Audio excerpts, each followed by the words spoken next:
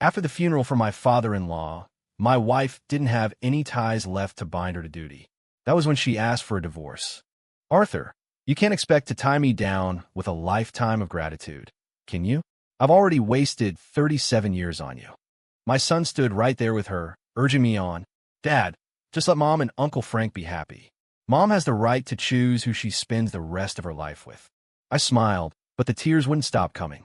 I had worked myself to the bone for this family my entire life. I never imagined it would end like this. It wasn't until the dust settled on the divorce, and I was left sitting in the ashes of my former life, that I realized something. The life I had before wasn't really living at all. 1. We had just finished the burial service for Evelyn's father when she dropped the bomb. Her eyes were red, but her voice was steely. Art, I know you're a good man, but we're getting old. It's time we live for ourselves. I looked up at her, my vision blurry, completely unable to process what she was saying. I had just helped bury the last elder in our family. I was still reeling from the fragility of life. Her demand for a divorce felt like a hallucination. Evelyn, what is this? Why now? What happened? Evelyn's eyes darted away. She stammered, Frank's wife just passed away. He's depressed. I want to be there for him for whatever time we have left. I froze, a bitter acid rising in my chest. 37 years. That's how long we'd been together. Our son, David, was 35, and yet there was still no room for me in her heart. But at my age, the thought of watching my family disintegrate was unbearable. I practically begged her, stripping away every ounce of my dignity. Evelyn, please, can't we just stay married? If you think Frank is lonely, rent him an apartment nearby. You can visit him whenever you want. I thought that after everything I'd done for her, after compromising for her one that got away, or whatever the kids call it these days, she might reconsider.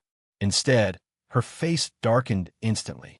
Arthur Miller, how can you be so selfish? Frank just lost his wife. How can you have the heart to make him leave the home he's lived in for decades? What about me? I asked, the unfairness of it choking me. What am I supposed to do? I'm 66 years old. About 1 foot in the grave. You really have the heart to leave me all alone. Evelyn's expression softened, just a fraction. Well, that's why we have David. I'll tell him to visit you more often. You won't be lonely. Frank has a son, too. His son won't just abandon him. Enough, Evelyn snapped, her face turning an ugly shade of gray. Arthur, you can't hold a one-time favor over my head forever. I've wasted 37 years on you. I deserve to live for myself. Excuse me. The breath caught in my chest, a sharp physical pain. Wasted 37 years. Back then, her father had fallen critically ill with no insurance and no savings. He was the only breadwinner. Evelyn and her mother had begged every relative they knew and barely scraped together $50. We were neighbors. I couldn't stand to see them suffer. I had done well for myself those few years, so I convinced my parents to lend them the money I had saved for building a house and getting married, my entire nest egg. After her dad recovered, he came over to thank us. My mother accidentally let it slip that the money was my future marriage fund. Her dad immediately started playing matchmaker. Evelyn was beautiful, the kind of girl everyone in town noticed. I certainly didn't object. I just ducked my head and mumbled, as long as Evelyn is okay with it. I don't want her to feel forced. Her dad laughed. A few days later, the engagement was set. I thought she was willing. It wasn't until after the wedding that I learned the truth. She had a boyfriend, Frank Sullivan. Her father had forced her to break up with him because Frank was dirt poor. Heartbroken, Frank went down south to find work and fell off the radar. Evelyn figured since she'd never see Frank again, it didn't matter who she married. So, she said yes to me. For 37 years, I felt like I owed her something for settling. I walked on eggshells. I earned the money. I raised the kid. I did the chores. I never let her lift a finger if I could help it. I never imagined that in her heart, I was just the villain holding a debt over her head, forcing her to waste her life. I looked down, fighting back tears. Fine. Go be with him. 2. Once the divorce was agreed upon, we had to split the assets. The last few years have been expensive. We helped David with the down payment on his house and the wedding. Then came the grandkids' private lessons and sports camps. And recently, Evelyn's father's long hospital stay had drained us dry. Our savings were gone. All we had left was the house we lived in. That night, David came over with his wife.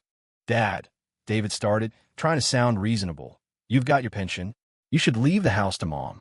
She's been unhappy all these years, sticking it out with you. Think of it as compensation. I looked up at him, my old eyes tired and cloudy. Is that really what you think? David rubbed his nose awkwardly, avoiding my gaze. Over the years, Evelyn had constantly brought up her tragic romance with Frank, sighing about her regrets. She had planted that seed not just in David, but even in my grandson. My grandson walked over and handed me an apple. Grandpa, don't fight Grandma for the house. If Grandma and Grandpa Frank live here, I can still come over and play. The apple felt like it weighed 1,000 pounds. I thought about it for a long time, then sighed. Evelyn, if I were 10 years younger, I'd give you the house without a second thought. But I'm pushing 70. I'm too old to start over. I don't want to work my whole life and end up homeless. I'm selling the house, I stated firmly. I'll give you half the equity. It's enough to buy a nice condo. Before I could finish, David exploded. Dad, why are you so selfish? If Mom moves into a tiny condo, how are we all going to fit when we visit? If we want to stay over, are we supposed to sleep on the floor? So what do you suggest? I asked, my temper flaring. I'm an old man.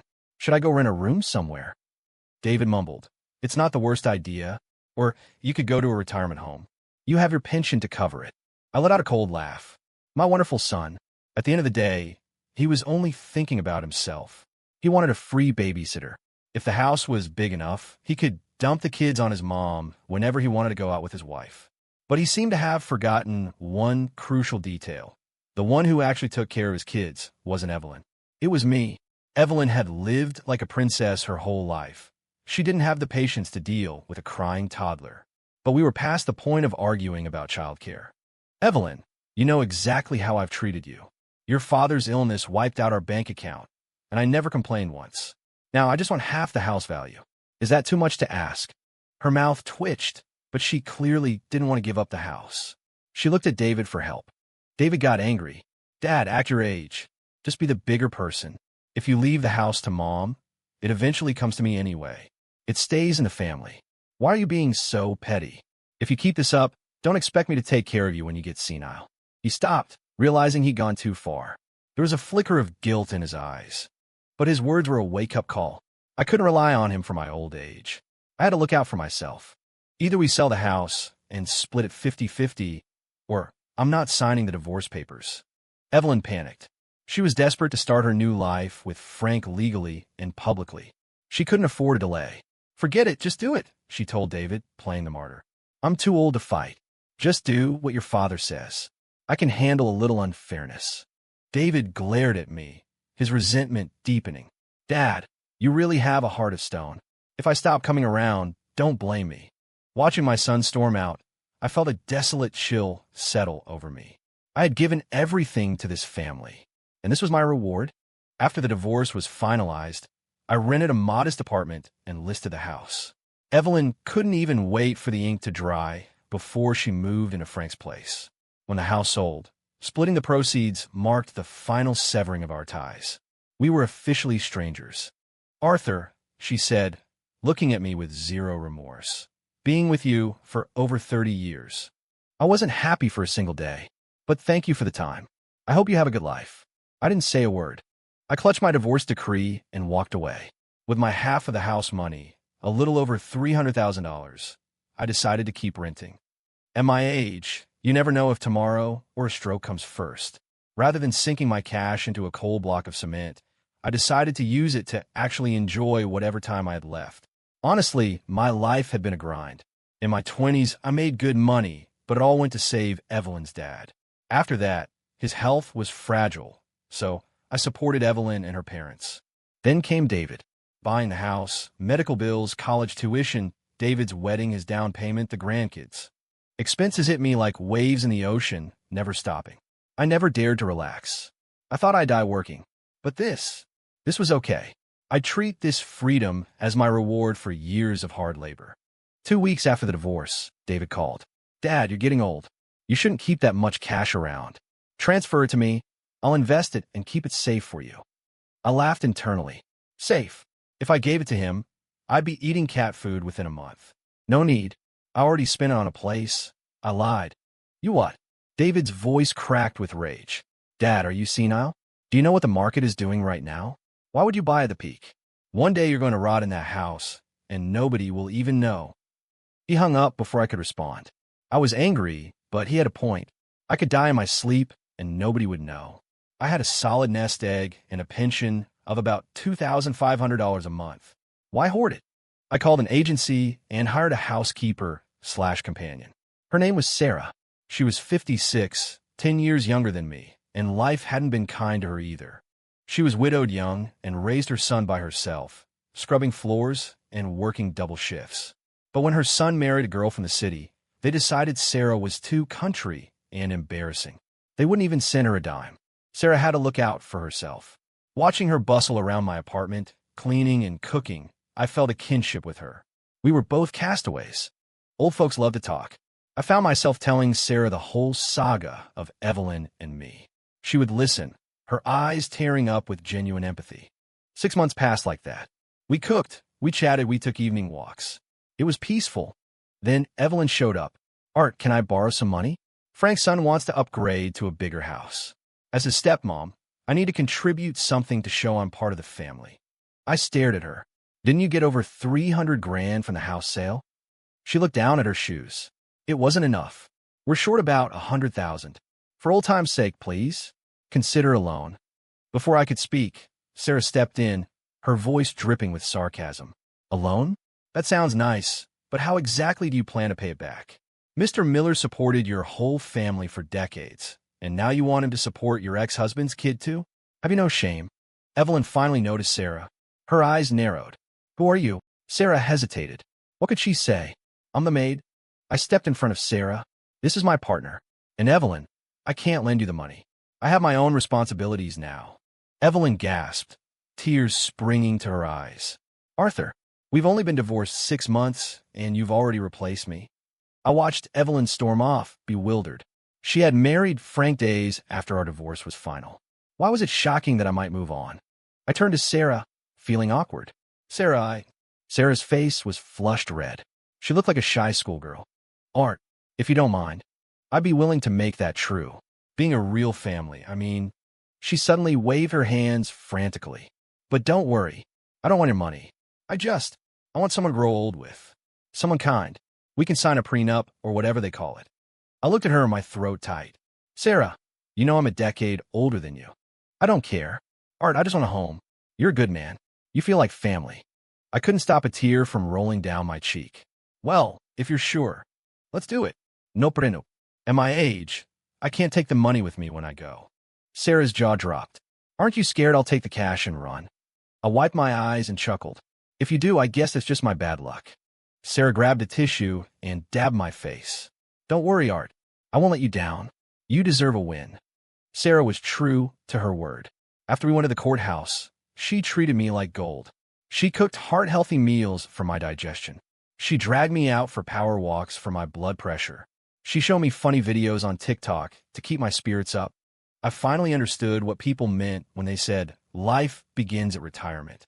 When David found out, he was furious. He brought his wife, Megan, and my grandson to the apartment to stage an intervention. Dad, you have officially lost your mind. You're practically ancient, and you're playing house. Aren't you afraid this woman is just scamming you? I am not. Sarah defended herself, voice trembling. I care about Art. Please, David scoffed. My dad is nearly 70. If you aren't after his money, what is it? You like the smell of Benghazi and old people. Shut your mouth, I snapped. Sarah keeps this place spotless and takes better care of me than you ever did. I won't let you disrespect her. Megan rolled her eyes. Dad, look, it's your life. But your money shouldn't go to a stranger. You have a grandson. We're here because we want you to write a will, David said bluntly. Everything goes to your grandson, just to be safe. You shut up, Sarah cried out, eyes red. Art is only 66. He's going to live a long time. Why are you talking about wills? Don't worry, she turned to them. When Art passes, I won't take a penny that isn't mine. I looked at my son and his wife with cold clarity. A will? Great idea. They smiled, thinking they won. When I die, I said clearly, everything goes to Sarah. You won't see a dime. David turned purple. He smashed a glass onto the floor. Fine. Do whatever you want. But when you're rotting in a hospital bed, don't call me. Come on, Megan, we're leaving. After they left, Sarah rubbed my back. Why do you agitate them? It only raises your blood pressure. I took her hand. Sarah, tomorrow we're buying a condo. Cash. Small place. Both names on the deed. If something happens to me, you need a roof over your head. Sarah burst into tears, sobbing so hard I didn't know what to do. Thank you, Art. I swear to God, I will take care of you until my last breath. Stop that. I laughed, patting her hand. David and Evelyn called her a scammer. But weren't they the scammers? They used family and love to con me out of my life for decades. I bought a nice one-bedroom condo for about 200 grand. It was small, just 50 square feet or so less than my old living room, but it was ours.